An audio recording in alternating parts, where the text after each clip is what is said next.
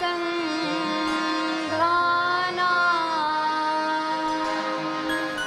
रसानां छन्दसामपि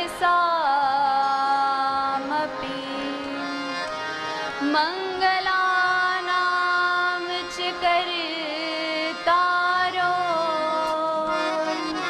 वन्दे वाणि विनायको भवानी शङ्करो वन्दे श्रद्धा विश्वास्वरूपिणो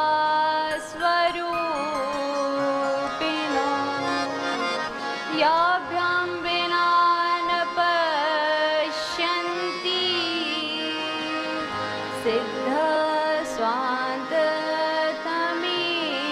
सिद्धस्वान्ततमीश्वरम् ध्येयं सदा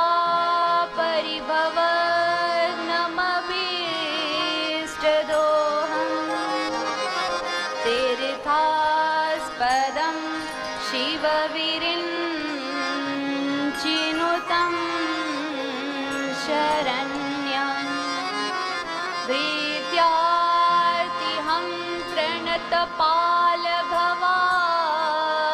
प्रणतपालभवाब्धिपोतं वन्दे महापुरुषते चरणारविन्दम्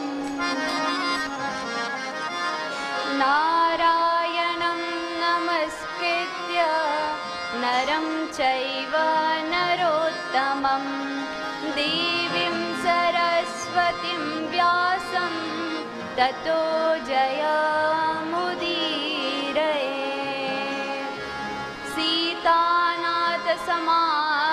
सीतानाथसमारम्भां श्रीरामानन्दार्यमध्यमाम् अस्मदाचार्यपर्यन्तां वन्दे श्रीगुरुपरम्पराम्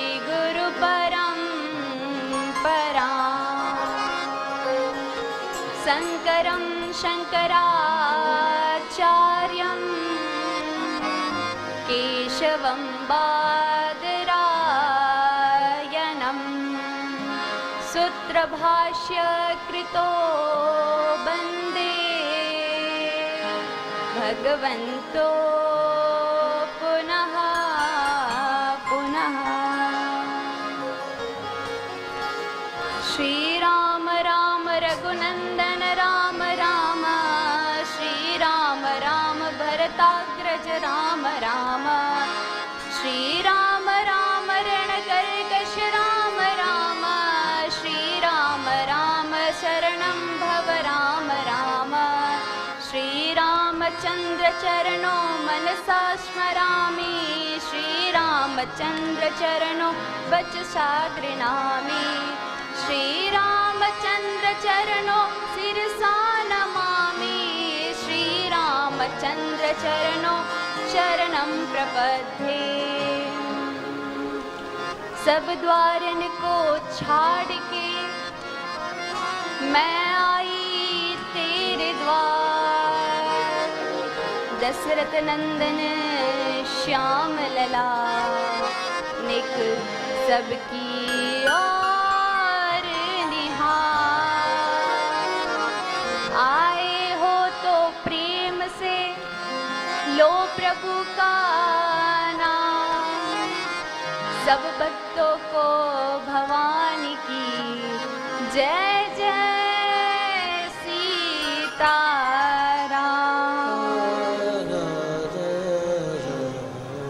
सीताराम भगवान की जय जय श्री राधे श्याम। परब्रह्म परम मंगलमय अकारण करुणा वरुणालय चराचर अखिल ब्रह्मांड व्यापक हम सबके हृदय रूपी आसन पर विराजमान कर्तुम अकर्तुम अन्यथा कर्तुम सर्व सामर्थ्य ईश्वर पीताम्बरधारी श्री राम जी की 92वें स्वरूपा है श्री रामचरितमानस। श्री रामचरितमानस की ज्ञानमयी गंगा में गोता लगाने एवं कथामृत रसपान करने हेतु पधारे हुए संपूर्ण भक्त वृंद एवं भक्तमती माताओं को व्यासपीठ की ओर से नमन है, प्रणाम है।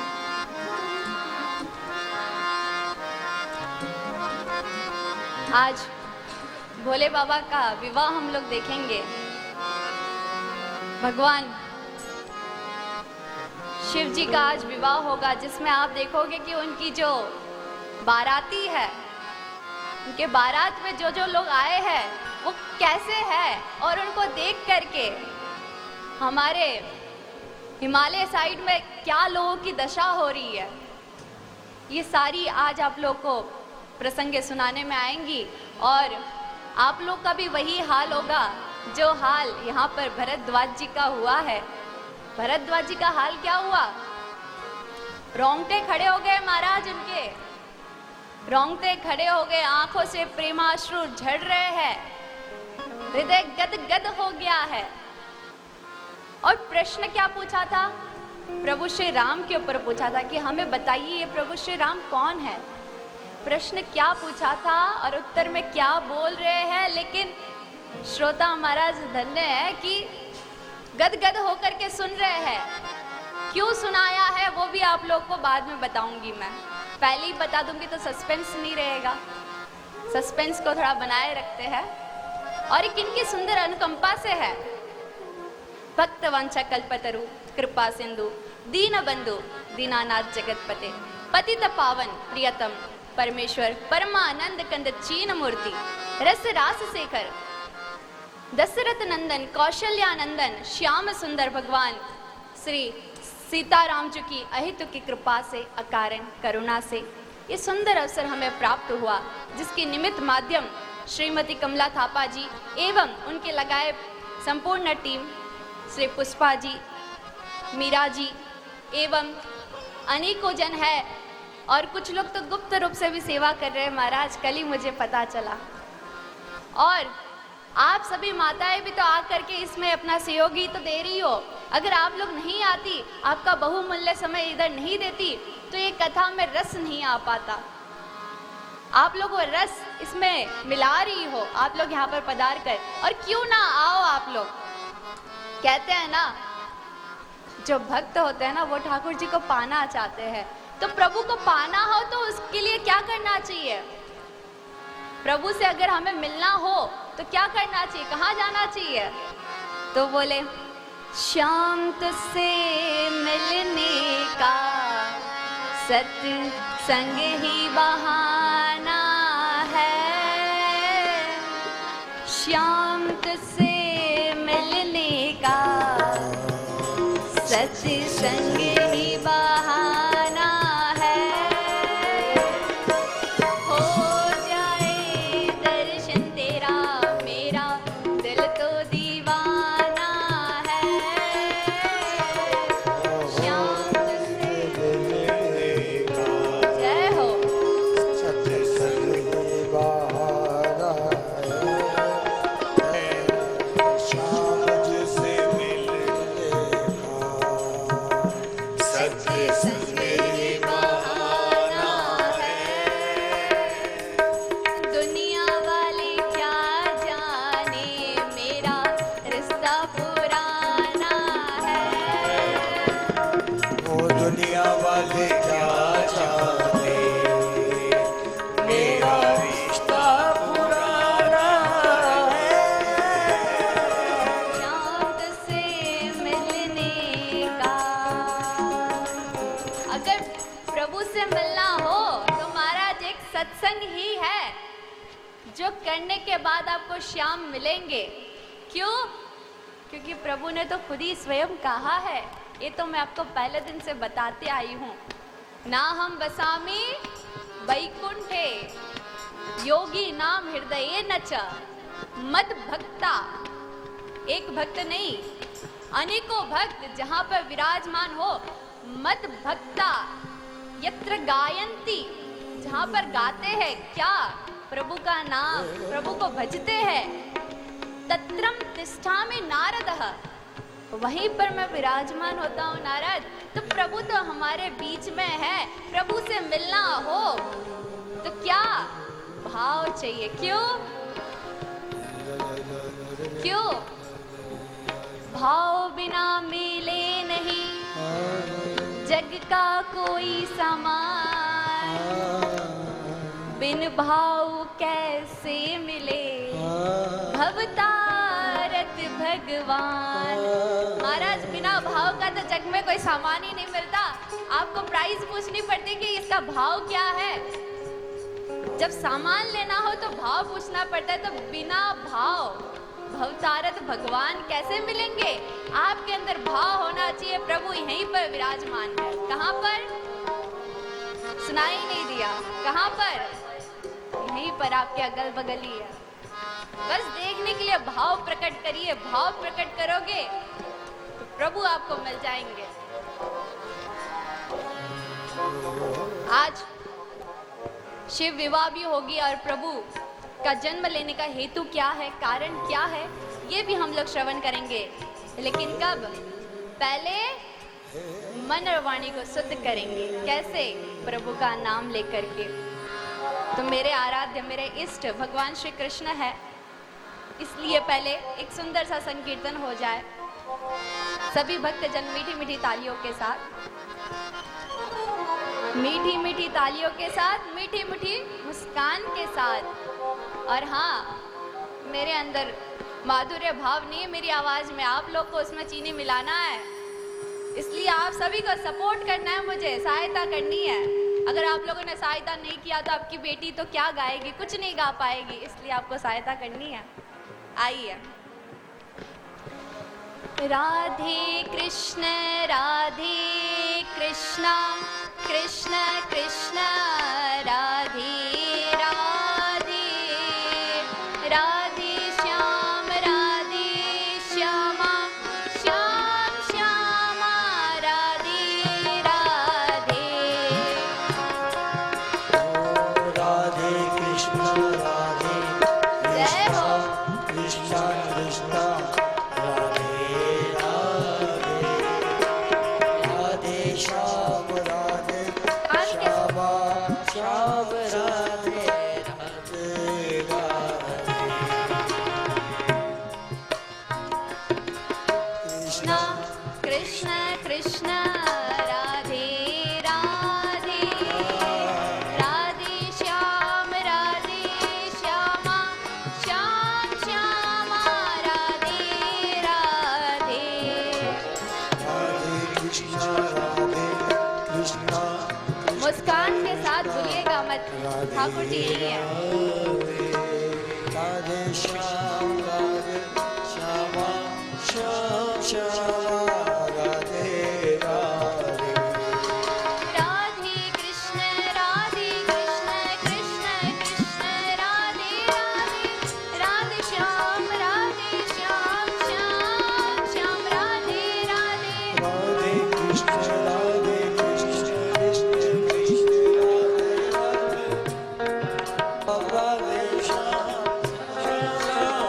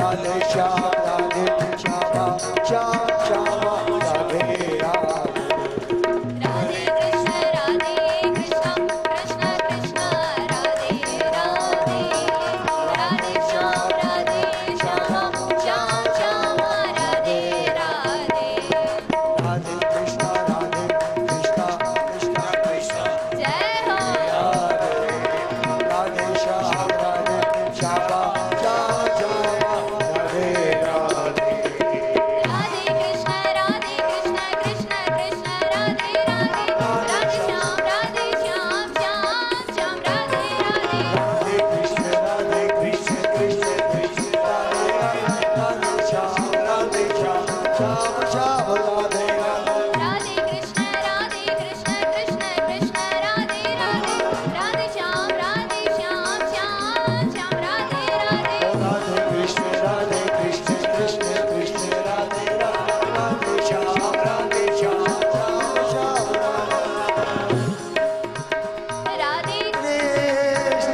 राधे कृष्ण राधे कृष्ण राधे राधे राधे राधे राधे श्यामा राधे राधे राधे राधे कृष्ण कृष्ण कृष्ण राधे राधे राधे श्याम श्याम श्याम राधे राधे श्याम श्याम राधे राधे श्याम श्याम राधे राधे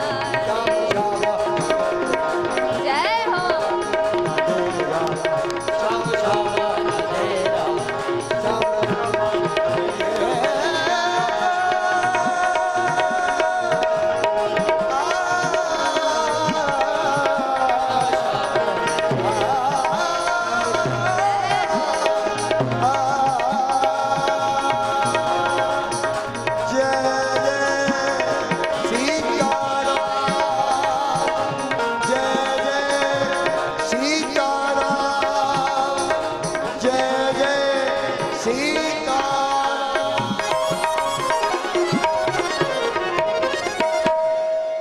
बोलिए सीताराम भगवान की उमा महेश्वर भगवान की राधा कृष्ण भगवान की हनुमंत लाल भगवान की जय जय श्री राधे श्याम।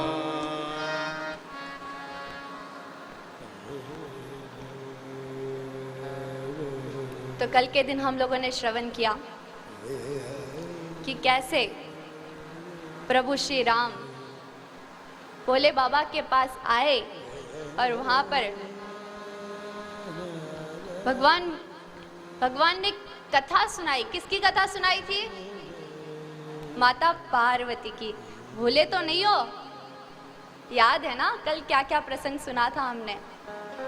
तो यहाँ पर प्रभु श्री राम ने भोले बाबा को पार्वती जी की कथा सुनाई। तो कथा सुनाई, उसके बाद भोले बाबा ने क्या बोला आपको मालूम है? प्रभु आप धन्य हो, जिन्होंने कभी आपकी कथा नहीं सुनी, आप आज उन्हीं की कथा सुना रहे हो। माता सती जब भी कथा सुनने लगती थी तब उनका मन इधर उधर डोलता था, जैसे आप लोग का मन डोलता है। क्यों? क्योंकि माता सती बुद्धि है। क्या है? बुद्धि। बुद्धि जो है इधर उधर डोलती ही रहती है। तो यहाँ पर माता सती जो बुद्धि थी, उन्होंने योग अग्नि में अपने देह का नाश कर दिया, भस्म कर दिया। और उसके बाद अब श्रद्धा रूपी माता पार्वती बन करके महाराज हिमराज के वहां पर जन्म ली है, पर्वतराज के वहां। अब क्या बनी है? श्रद्धा रूपी। हम लोग हमेशा मंगलाचरण में पहले कहते हैं ना, भवानी शंकरो वंदे श्रद्धा विश्वास। मतलब श्रद्धा रूपी कौन है? माता पार्वती। विश्वास रूपी हमारे भोले बाबा। तो यहाँ पर अब राम कथा तो सुना ली, राम जी ने कथा तो सुना दी, अब सुनाने के बाद उन्होंने कहा कि महाराज व्यास जी को कुछ ना कुछ तो दक्षिणा पानी देना पड़ता है कथा सुनने के बाद, तो हमें तो दक्षिणा भी चाहिए। अब भोले बाबा बोले कि मैं आपको क्या देख सकता हूँ, आप बताइए। तो बोले कि मुझे और कुछ नहीं, खाली मेरी एक ही विनती है। अब क्या कह रहे वो, अब बिनती मम सुनहु शिव जो मोह पर निज ने, जाहि विवाहु शैल जही यह मोहि मागु दे। तो क्या कहते हैं, पहले तो दास के भांति, किसके भांति, दास के भांति प्रभु श्री राम विनती करते, कहते हैं कि अब विनती मम सुनहु शिव, हे भोलेनाथ मेरी विनती सुनो। फिर उसके बाद भोले बाबा बोले, प्रभु मैं आपका भगवान नहीं हूँ, आप मेरे दास नहीं हो, आप ऐसा मत बोलिए। तो बोले ठीक है, दास नहीं तो चलो मित्र के भांति मैं आपको कुछ कहता हूँ। जो मोह पर स्नेह, अगर मुझसे प्रेम हो तो। फिर बोले कि प्रभु आप मेरे मित्र भी नहीं, मैं तो आपको अपना भगवान मानता हूँ, मैं तो अपने आप को आपका दास मानता हूँ, तो आप तो खाली आदेश करिए। अब आदेश दे रहे, क्या कह रहे, जाहि विवाहु शैल जही, जाओ जाकर शैल पुत्री पार्वती जी से विवाह करो, बस मेरी एक यही मांग है और यही मुझे दक्षिणा रूपी दे दो। तो यहाँ पर भोले बाबा फिर बोलते हैं कि कही शिव यद्यपि उचित नाही, कि भाई प्रभु ये आपने जो कहा ये तो उचित नहीं है, ये सही नहीं है। तो क्यों? क्योंकि भोले बाबा कहते हैं कि प्रभु ऐसा है कि आप जो है कभी किसी के अवगुणों पर ध्यान नहीं देते, आप कभी किसी का अवगुण देखते ही नहीं हो, आप सबको अपना भांति समझते हो। आप इतने अच्छे हो कि आप सभी को अच्छा समझते हो। आपको लगा कि पार्वती जी बहुत अच्छी है क्योंकि आप बहुत अच्छे हो। अब उसमें ऐसा तो नहीं है कि वो सचमुच ही अच्छी हो, तो प्रभु ये उचित तो नहीं है। अब आपको मालूम है, ये जैसे भगवान शिव ने कहा वैसे ही लक्ष्मण जी भी हमेशा प्रभु श्री राम को टोकते रहते थे, भैया आपके अंदर सब कुछ अच्छा है लेकिन एक यही चीज अच्छी नहीं है, आप कभी किसी के अवगुणों पर ध्यान ही नहीं देते हो, देखते ही नहीं हो, आपको दिखाई नहीं देता कभी किसी के अवगुण, आपको सिर्फ अच्छा ही लगता है, सिर्फ अच्छा ही देखते हो। ये भगवान की कृपा है। हम जितना भी दुष्टता कर लेना, लेकिन अगर थोड़ा सा भी भाव प्रकट कर ले तो प्रभु हमारी सब कुछ कि हमारे जो भी अवगुण है उन सबको भूल करके हमें स्वीकार लेते हैं। लेकिन स्वीकारेंगे कब? जब हम उनके शरण में जाएंगे। और शरण में जाने के लिए ऐसा नहीं कि सन्यास ले लिया, वृंदावन चले गए, हरिद्वार चले गए तभी प्रभु प्राप्त होंगे, ऐसा नहीं है।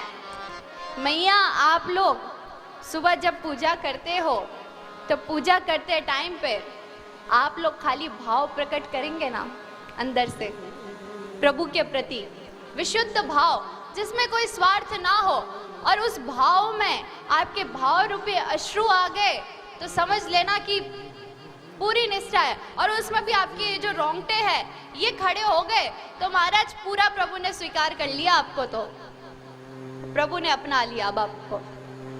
अब ऐसे अपनाया है कि अब आप नहीं छूटेंगे, अब प्रभु नहीं जाएंगे, अब आपका ध्यान नहीं भटकेगा। लेकिन वो समय आना चाहिए। किसी के जीवन में आया है ऐसा समय? हाथ ऊपर करे। आया है? ओह क्या बात है, जय हो महाराज, परम भागवत हो आप तो। अब जिनके में नहीं आया वो इस कथा के बाद प्रभु से क्षमा मांगे कि प्रभु अगर हमसे कोई भूल चूक हुई हो तो हमें इसके लिए क्षमा करे और हमें भी आप अपना लो, तो प्रभु एक ना एक दिन आपको अपना ही लेंगे। तो यहाँ पर भगवान शिव जी कहते हैं कि प्रभु ये उचित तो नहीं है, लेकिन आपने मुझे आदेश दिया है और आपके आदेश का मैं अनादर नहीं कर सकता। आपका आदेश तो मैं अपने सिर पे रखूंगा। कहाँ रखूंगा? सिर पे। अब प्रभु श्री राम बोले नहीं नहीं महाराज सिर पे मत रखो। तो बोले क्यों? आप सिर पे रखोगे, सिर में तो आपकी गंगा है, गंगा के साथ बह के चला जाएगा मेरा आदेश। तो सिर पे मत रखो। तो बोले कहाँ रखे? तो बोले हृदय में रखो। तो बोले प्रभु आपके आदेश को नहीं, मैं तो आप ही को अपने हृदय में रख लेता हूँ, अब आपको जो करवाना है सो करवाओ मेरे से, मैं तो आप ही को अपने हृदय में रखूंगा। तो ये वार्तालाप हुई। अब उसके बाद भगवान भोलेनाथ ने सप्त ऋषि को बुलाया। किनको? सप्त ऋषि को। मैया ये कथा आप लोग को सुनाई जा रही है तो आपको याद रखनी है। और हाँ, कथा सिर्फ सुनने के लिए नहीं होती, कथा से बहुत कुछ सीखने को मिलता है, तो इसे सीखना है और अपने जीवन में इसको धारण करना है। तो यहाँ पर सप्त ऋषि को बुलाया और सप्त ऋषि को कहा कि जाओ, जा करके माता पार्वती की तुम जाकर के परीक्षा लो। अब यहाँ पे एक और संदेह उठता है कि भाई साक्षात भगवान श्री राम ने आकर के आदेश दे दिया कि विवाह करना है, तो इसमें ये परीक्षा की बात कहाँ से आ गई? परीक्षा तो नहीं लेनी चाहिए थी। लेकिन यहाँ पर संदेह है, अपने संदेह दूर करने के लिए उनको भेजा है कि सचमुच वो अच्छी है, मतलब सचमुच मुझे वो चाहती है कि नहीं चाहती है, एक बार जाकर के खाली तो देख लो। विश्वास तो है, क्योंकि विश्वास स्वरूप ही है भोले बाबा, इसलिए अब भेजा है सप्त ऋषि को। और सप्त ऋषि गए और जा करके देखा माता पार्वती एकदम ही पद्मासन लगाकर, आगे शिवलिंग बनाकर एकदम ही ध्यान मुद्रा में लीन हो चुकी है। अब सप्त ऋषि गए वहां पर जाकर के कहा, पुत्री ये तुम किसकी ध्यान कर रहे हो और किस लिए कर रही हो? तो बोले कि हे मुनीश्वरों, अगर मैं तुम्हें बताऊं कि मैं किसका ध्यान कर रही हूँ और किस लिए कर रही हूँ तो तुम सभी लोग मेरे पे हंसोगे। मैं नदी में, नदी की जो रेत होती है उससे मैं पूरा महल बनाना चाहती हूँ, नदी की रेती से। कभी नदी की रेती से महल बन सकता है क्या? नदी तो आकर के समुद्र के किनारे जो रेती होती है उससे कभी बन सकती है महल? नहीं बन सकती, वो तो बह जाएगी, टिक ही नहीं पाएगी। तो माता पार्वती कहती है कि मैं वो समुद्र के किनारे महल बनाना चाहती हूँ। तो तुम लोग हंसोगे मेरी बात सुन करके। तो बोले कि बताओ तो सही, तुम इधर किसका ध्यान कर रही हो और किसके कहने पे कर रही हो और किस लिए कर रही हो? तो माता पार्वती बोली कि नारद जी, मेरे गुरु नारद जी ने मुझे कहा है कि तुम तपस्या करोगी तो भोले बाबा तुमसे प्रसन्न होंगे और तुम्हें वो प्राप्त हो जाएंगे। तो यहाँ पर मैं भगवान शिव को प्राप्त करने के लिए यहाँ पर अपने गुरु की आज्ञा से यहाँ पर मैं तपस्या कर रही हूँ। अब तो जो ठराके मारकर सप्त ऋषि हंसे हैं, इतने जोर जोर से हंसने लगे। माता पार्वती सोची कि मैंने ऐसा क्या कह दिया, इतने जोर जोर से हंस रहे हैं। तो माता पार्वती ने पूछा कि हे मुनीश्वरों, आप लोग हंस क्यों रहे हो? तो बोले, तुम जिसको गुरु मान बैठी हो और जिसके कहने पर तुम यहाँ पर आई हो, तो एक बात बताओ कि भाई उस नारद के कहने से कभी किसी का घर बसा है जो तुम्हारा घर बसेगा? अरे वो तो खाली घर को चित्र पितर करने में लगा रहता है, वो तो कैसे किसी के बीच में आपस में झगड़ा हो जाए, झगड़ा कराने में तुला होता है। तुम कहाँ किसकी बात पर आई हो? और चलो मान लो उन्होंने कह भी दिया और वो सत्य भी हो, तो भी तुम किसको पति पाने के लिए इतनी घोर तपस्या कर रही हो? भोले बाबा को?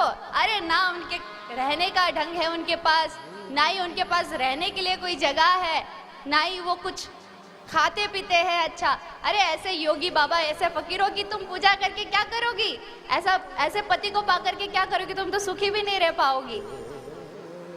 अब जब ये सब कह दिया, फिर कहते हैं अब घूस दे रहे हैं। क्या दे रहे हैं? घूस।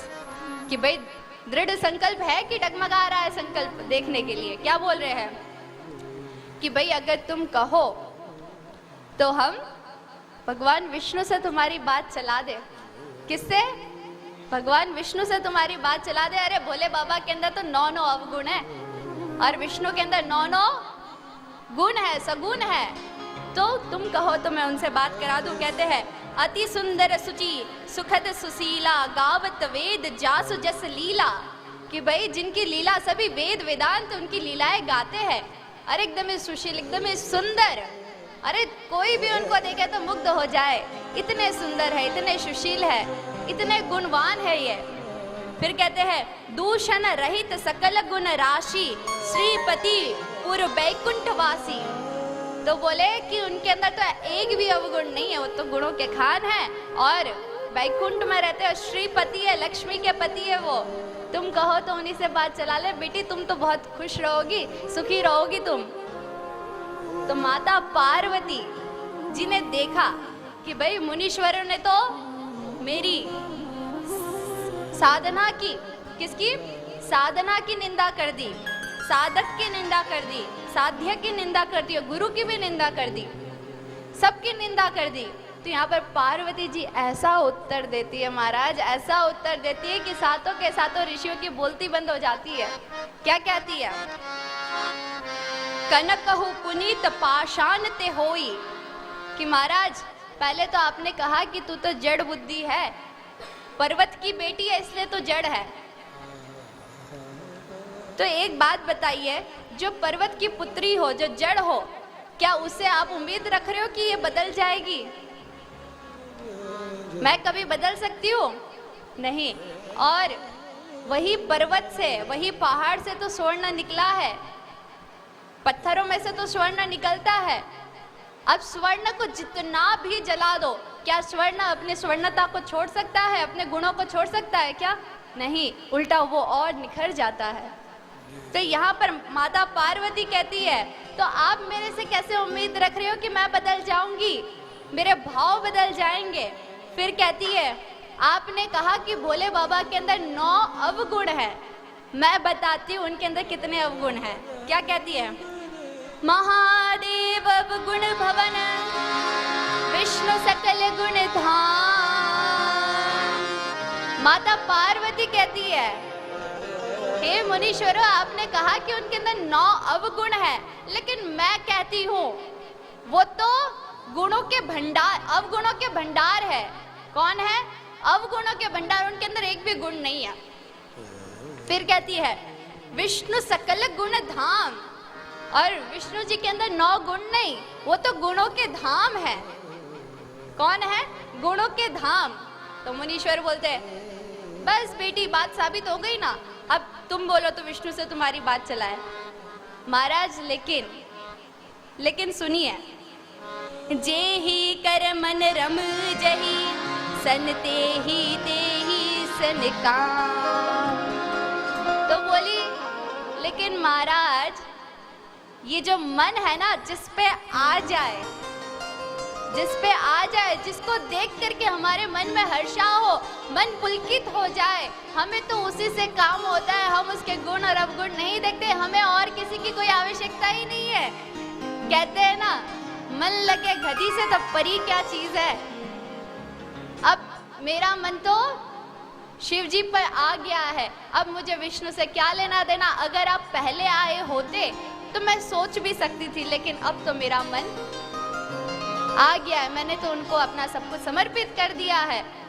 और रही बात, आपने मेरे गुरु के बारे में कहा ना कि तुम्हारे गुरु के कहने से किसी के घर नहीं बसती, और आप क्या, अगर आपके बदले में अगर भोले बाबा भी अगर आपका 7 बार 100 बार भी मुझे कह देना कि अपने गुरु की बात मत मान, तो भी मैं उनकी बात माने बिना रह नहीं सकती। कहती है, तजऊ न नारद कर उपदेशु, आप ही कहे सतपार महेशु।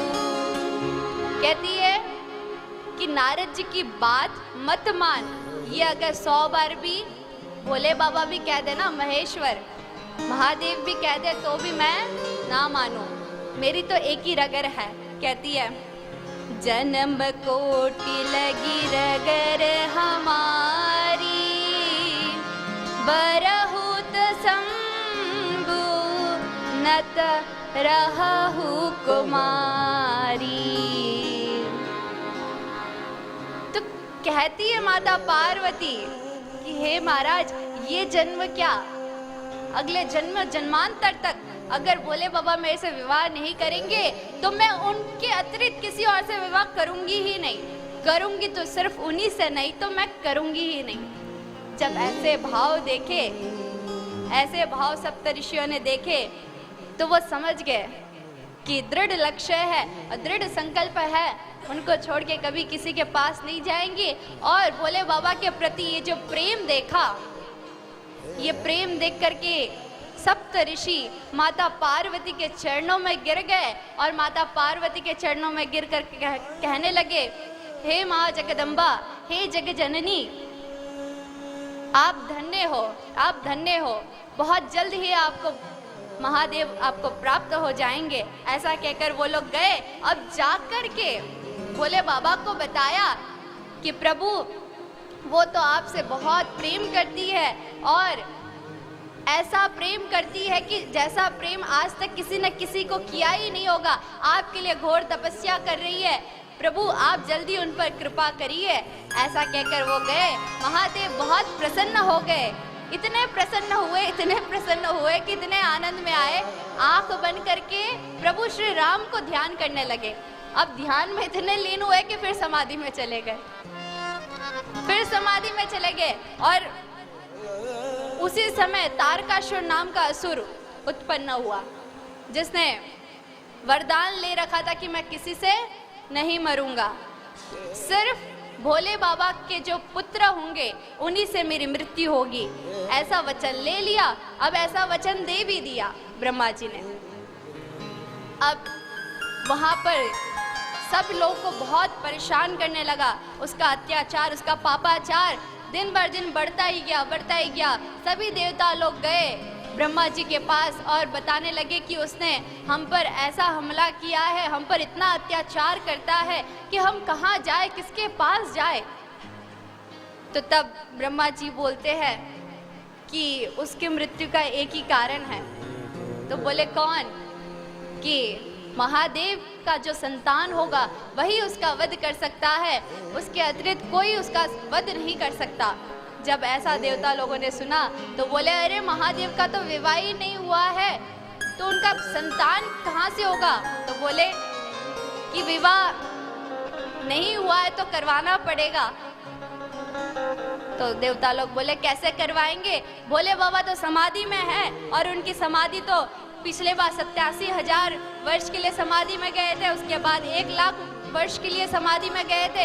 अब उनकी समाधि छोटी मोटी समाधि थोड़ी ना होती है। कब जाके वो आँख खोलेंगे, कब जाके वो विवाह करेंगे, कब जाके उनका संतान होगा, कब जाके हमारा उद्धार होगा।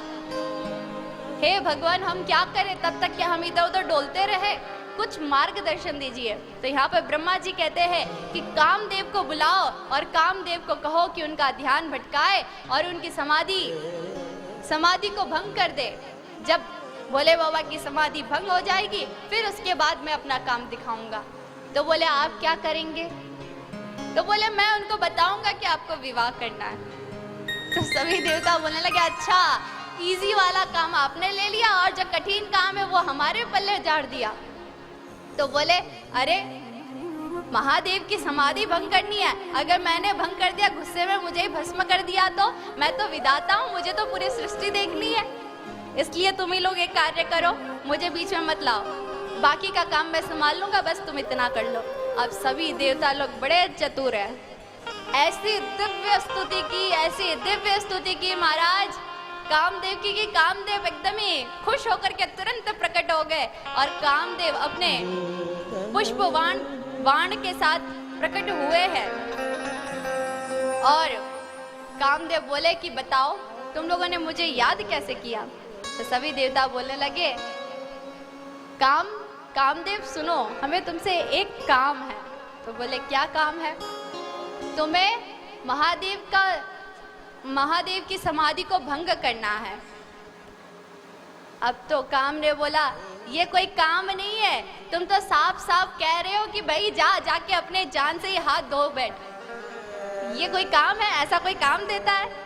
फिर बोले कि चलो कोई बात नहीं, ये तुम्हारी इतनी बड़ी समस्या है तो ये समस्या को मद्देनजर रखते हुए मैं तुम लोग का ये काम कर दूंगा, क्योंकि परोपकार ही परमो धर्म, भाई परोपकार ही परम धर्म होता है।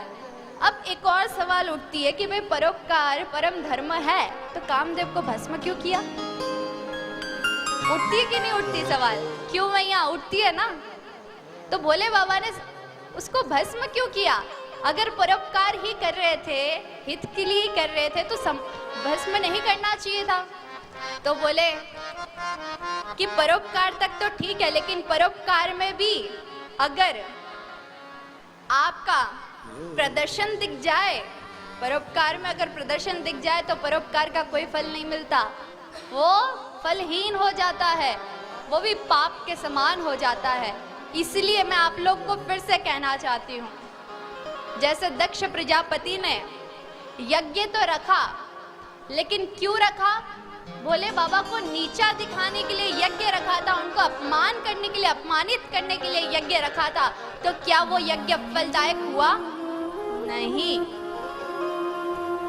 वैसे ही अगर किसी को नीचा दिखाने के लिए अगर हम कोई शुभ कार्य भी कर रहे हो, तो शुभ कार्य भी अशुभ कार्य हो जाता है, उसमें विघ्न बाधा बहुत आते हैं।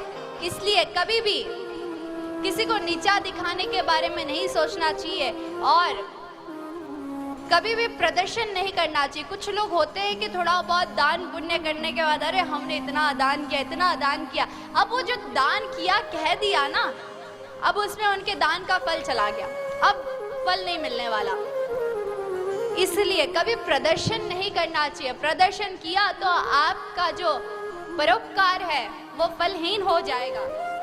तो यहाँ पर कामदेव ने भी प्रदर्शन किया। क्यों? कामदेव ने सोचा ऐसे ही मरना है, वैसे भी मरना है, तो मरने से पहले पूरे संसार को ये काम कौन है पता चले, इसलिए ऐसी बाण छोड़ी कि ऋतु बदल डाली, बसंत ऋतु आ गई और जितने भी जीवात्मा थे सबके अंदर काम उत्पन्न हो गया। स्त्री सब जगह पुरुष दिखने लगी, पुरुष सब जगह स्त्री दिखने लगे और ऐसा काम ने अपना ऐसा प्रदर्शन किया कि सृष्टि में सब अपना आपा खो बैठे कि हम कौन है। बड़े से बड़े मुनि, धीर वीर, वो भी अपना धैर्यता खो बैठे। अब तुलसीदास जी ने लिख तो दिया कि सब अपना धैर्यता खो बैठे। अब लिखने के बाद उनको याद आया कि अरे मैंने ये क्या लिख दिया। अब उन्होंने वो एक ही लाइन लिखी थी, एक ही पंक्ति लिखी थी। अब रात को वो चिंतन मनन कर रहे, सो रहे हैं। सुबह देखा तो दूसरी लाइन लिखी हुई थी। किसने लिखी? हनुमान जी महाराज ने। क्या लिखी? कि भाई सब आपा तो खो बैठे हैं, लेकिन खाली वही अपने धैर्यता में है जिसका सहायता प्रभु श्री राम ने किया है, वही धैर्य धारण करके बैठे हैं। ये दूसरी पंक्ति हनुमान जी महाराज ने लिखी और वहां पर कामदेव ने ऐसी बाण चलाई महादेव के सामने कि महादेव का ध्यान तो भंग हुआ और तीसरे नेत्र खुल गए। तीसरे नेत्र से कामदेव वहीं पर भस्म हो गया। बोलिए महादेव भगवान की। महादेव का ध्यान भंग हुआ और महादेव बहुत क्रोध में आए, उनकी सारी जटाएं खुल गई और ऐसे चिल्लाए वो और कामदेव वहीं पर भस्म हो गया। सभी देवता थर थर कांपने लगे कि भाई कामदेव भस्म हो गया तो हमारी कौन सी गति होगी। सब डरने लगे। अब ब्रह्मा जी बोले जाओ, जाकर के भोले बाबा से बात करो। अब सभी देवता बोलने लगे कि क्या बात करो, आपने बोला था एक बार तुम ध्यान भंग कर दो, उसके बाद आगे का काम मैं करूंगा, जाइए अब आपकी बारी है। तो बोले कि एक बार जाओ तो सही, तुम पहले सामने तो जाओ। तो बोले हम नहीं जा रहे, हम भी मर जाएंगे। तो बोले अरे तुम नहीं मर सकते, तुम मर सकते हो क्या कभी?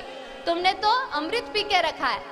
तो बोले ये जो अभी भस्म हुआ है ना, ये भी अमृत पी के ही बैठा था, ये भी अमर ही था, ये तो भस्म हो गया, हम कौन सी खेत की मूली है, हम भी भस्म हो जाएंगे। तो वहां पर ब्रह्मा जी गए और जाकर के बोले, विनती किया भोले बाबा से, हे भगवान हमारी एक इच्छा है, हम सभी देवताओं की इच्छा है कि हम सभी आपका विवाह देखें। काफी समय हो गया किसी का विवाह देखा नहीं है, हम चाहते कि आप विवाह करो और हम आपके विवाह में सहभागी हो। तो भोले बाबा को याद आया कि प्रभु श्री राम ने आज्ञा दी थी और वो समाधि में चले गए थे। तो भोले बाबा ने बोला ठीक है, तुम सबकी इच्छा है तो कर लेंगे। बोले कि पार्वती जी आपका इंतजार कर रही है, आप कहे तो जाकर के मुहूर्त निकाल दे हम। तो बोले ठीक है, शीघ्रातिशीघ्र। अब गए, कहाँ गए? हिमाचल में। कहाँ गए? हिमाचल में। वहाँ पर पर्वतराज जी को ये बात बताई और यहाँ पर शादी का डेट फिक्स हुआ, मुहूर्त सब कुछ फिक्स हुआ, जिसको हम महाशिवरात्रि कहते हैं। अब विवाह का समय आने आया। अब सभी देवता लोग प्रार्थना करने के बाद वहां से छू मंतर हो गए। कहाँ गए हैं सभी देवता लोग? तो यहाँ पर तुलसीदास जी कहते हैं कि सभी देवता लोग गए हैं श्रृंगार करने के लिए, खुद को सजाने के लिए, अपने वाहन को सजाने के लिए। अब जो इंद्र है घिस घिस के अपने ऐरावत हाथी को चमका रहा है। महाराज यमराज जी अपने वो काले भैंस को भी ऐसे घिस रहे मानो कि वो काला भैंस भी गोरा हो जाए। इस तरीके से वहां पर जो कुबेर जी है, कुबेर जी अपने पुष्पक विमान में फूल लगा रहे हैं। और जो आजकल की जो चाइना लाइट है ना, टिम टिम टिम टिम करती है, वो चाइना लाइट लगा करके पुष्पक विमान को सजा रहे हैं, खुद सज रहे हैं, इतना सुंदर श्रृंगार कर रहे हैं खुद का। अब वहां पर विवाह का समय होने आया। गोधूली के समय में पहुंचना पड़ता है जहां पर विवाह होने वाला है वहां पर। तो यहाँ पर सुबह से देख रहे कोई आ ही नहीं रहे भोले बाबा को सजाने के लिए। अब तो नंदी और श्रृंगी दोनों के दोनों देख रहे हैं, राह देख रहे, कभी बाहर आए, कैलाश के बाहर आके देखते कोई आ तो नहीं रहा, कोई नहीं आ रहा। फिर चक्कर काट रहे, इधर से उधर डोले जा रहे। बोले बाबा बोले, अरे तुम दोनों को हुआ क्या है, इतनी चक्कर क्यों काट रहे हो? तो बोले प्रभु ये आपको सजाने के लिए कोई आ क्यों नहीं रहा है? तो बोले क्यों, हमें क्यों सजाएंगे? प्रभु आज आपका विवाह है, विवाह के लिए आपको कोई सजाएगा नहीं क्या? दूल्हे को तो सज सवर करके ही जाना चाहिए, तो आपको तो अभी तक कोई सजाने के लिए आया ही नहीं। बोले बाबा बोले, अरे उन लोग को खुद सजने से फुर्सत मिले तो मुझे सजाएंगे, तो हम तो ऐसे ही ठीक है। तो बोले नहीं प्रभु ऐसे नहीं जाने का, प्रभु अगर आपकी आज्ञा हो तो हम ही आपको सजा दे। तो बोले क्यों नहीं, बच्चों की इतनी इच्छा है। प्रभु ने देखा तो प्रभु ने कहा कि ठीक है सजा दो। अब क्या कर रहे हैं?